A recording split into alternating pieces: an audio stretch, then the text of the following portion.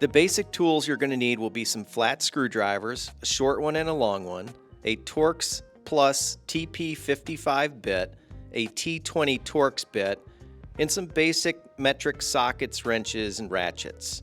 If you have extra power tools, you need lights, a few extra screwdrivers, an impact ratchet.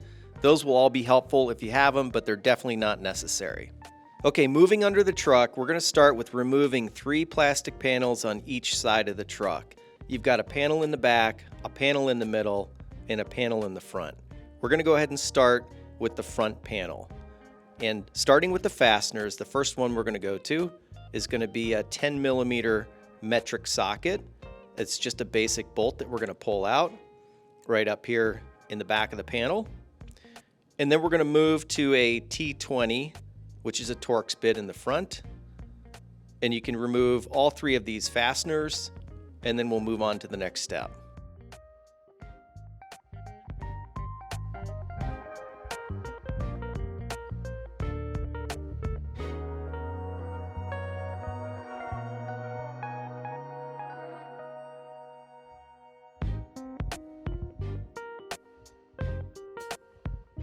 After the fasteners are removed, we're going to gently pull the panel out. You're going to kind of pull toward the outside of the truck and feel these plastic clips just pull out from the inner part of the truck, and then you can pry the panel down a little bit. Once you look inside here, grab the long screwdriver, and we're going to carefully pry on these metal clips. The clips are a little touchy, so you're just going to have to wiggle around with the screwdriver and pull the panel down at the same time, and work your way along this panel. The panel can make some noises and the clips can pop out. That's all fairly normal. Just take your time and pry those clips out and pull the panel off. Sometimes when pulling the panel off, you're going to see a clip may pull off the panel and get stuck in the truck. That's not a problem. You can use a couple of small screwdrivers and pry these clips out, and then we'll put them back on the panel for when we reinstall the panel. The clips just press back onto the tabs. You can see here, it's possible that the tabs could get torn a little bit from the clip pulling off. It's not a huge deal. If you take your time, you can put the clips back on. Even if they're torn a little bit, usually you can get the clip to work again. Just press them back on. And there's multiple clips on every panel, so it's not a terrible thing if one of them doesn't work. When the clips are pulled off the plastic, they have little retention tabs inside them. Those can get bent forward from the plastic pulled off. Just take a small screwdriver or pliers and you can actually press those tabs back in line so the clip can get pushed back onto the plastic tabs. The tabs are a little hard to work with, so be prepared to use a pretty good amount of force to bend those little tabs back in place, and then you can put these clips back on the plastic panels just like we showed.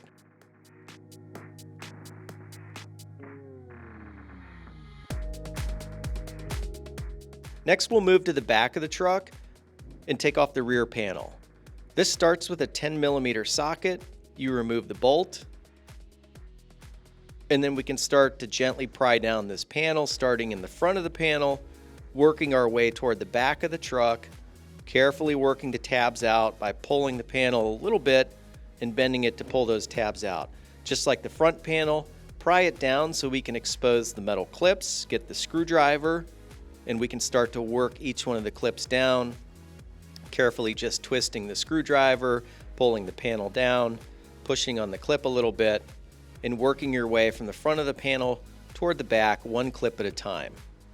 Next, we move to the middle panel, and we start by just prying it out by pushing it toward the outside of the truck and gently prying down at each one of the clips.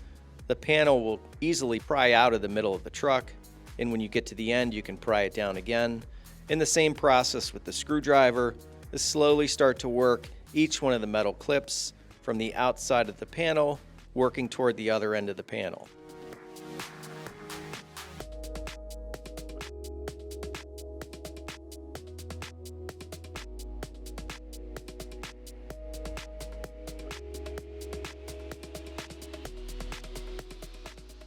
Now, with all the plastic panels removed, just looking down the bottom of the truck, it should look like this, exposing the Rivian subframe.